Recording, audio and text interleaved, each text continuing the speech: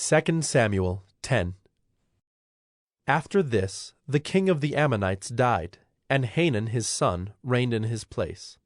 And David said, I will deal loyally with Hanun the son of Nahash, as his father dealt loyally with me.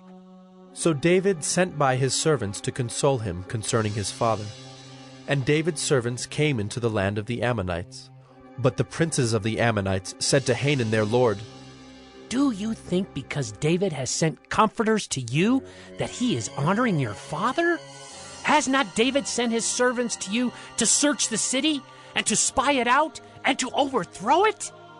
So Hanun took David's servants and shaved off half the beard of each and cut off their garments in the middle at their hips and sent them away.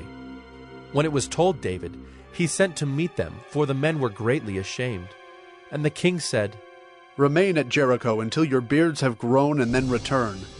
When the Ammonites saw that they had become a stench to David, the Ammonites sent and hired the Syrians of Beth-rehob, and the Syrians of Zobah, 20,000 foot soldiers, and the king of Maacah with 1,000 men, and the men of Tob, 12,000 men.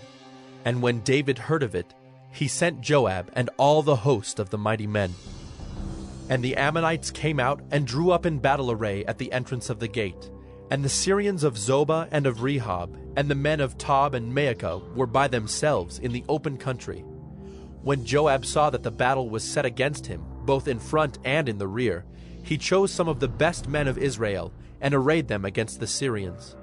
The rest of his men he put in the charge of Abishai his brother, and he arrayed them against the Ammonites. And he said, If the Syrians are too strong for me, then you shall help me. But if the Ammonites are too strong for you, then I will come and help you.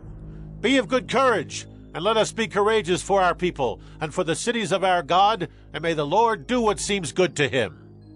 So Joab and the people who were with him drew near to battle against the Syrians, and they fled before him.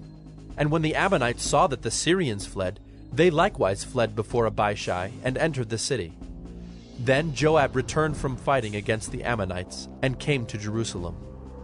But when the Syrians saw that they had been defeated by Israel, they gathered themselves together. And Hadad-ezer sent and brought out the Syrians who were beyond the Euphrates.